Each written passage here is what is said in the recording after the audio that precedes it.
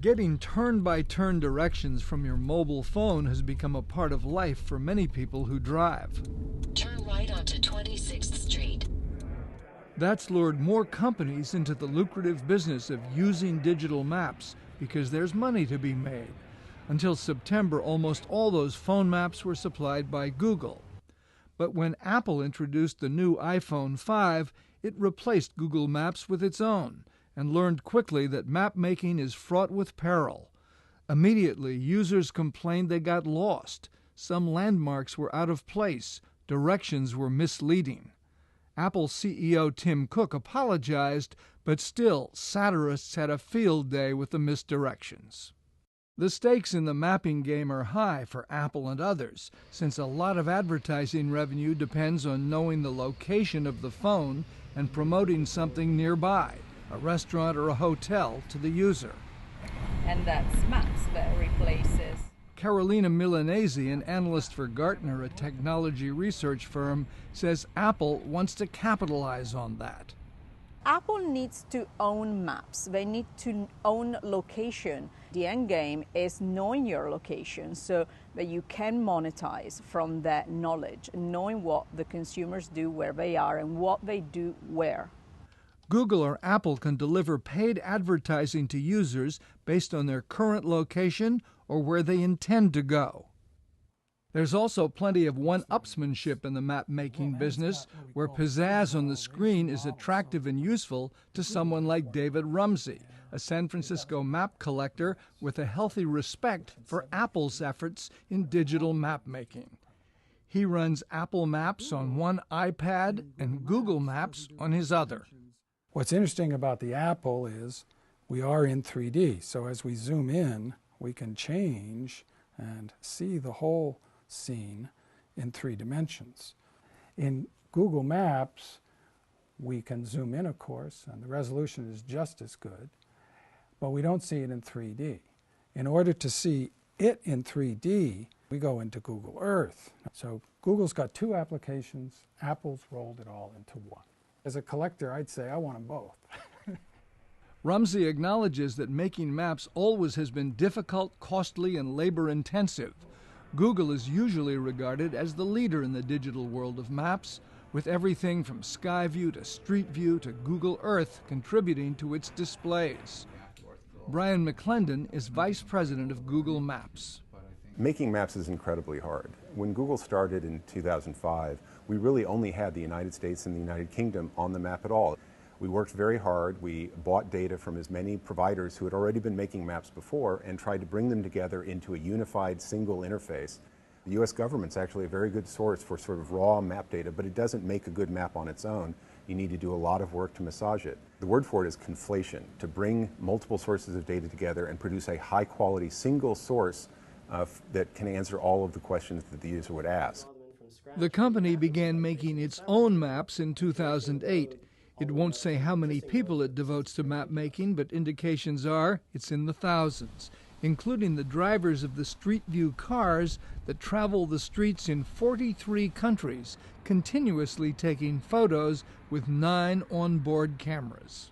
We also have GPSs on board, and we're able to combine the imagery plus the GPS to provide precise location information about where the picture was taken. And this helps us actually locate businesses, locate street addresses that are far higher precision than any map makers had before. As the field progresses, the company is gathering more and more data, including pictures from camera-equipped trikes, which roam business sites, university campuses, and parks to map trails, pathways, and buildings. The pictures not only contribute to digital maps, but they also provide detailed images of each street, its businesses, its neighborhood. Engineering supervisor Michael Weiss-Malik's job is to integrate it all using a tool called Atlas.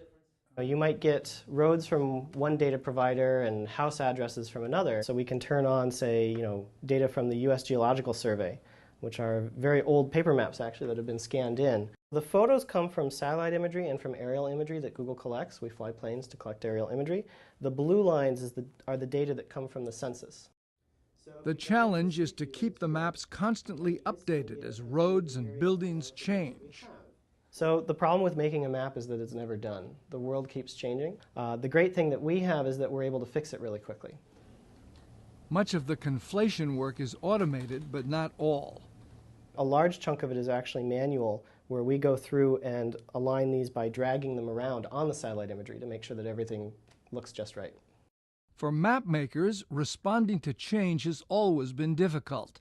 Collector Rumsey, who recently donated more than 150,000 maps to Stanford University, says maps always have had errors.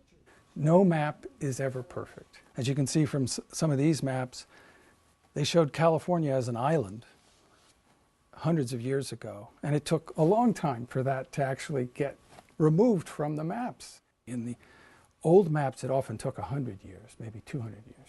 Google and others can react more quickly because of the input they get.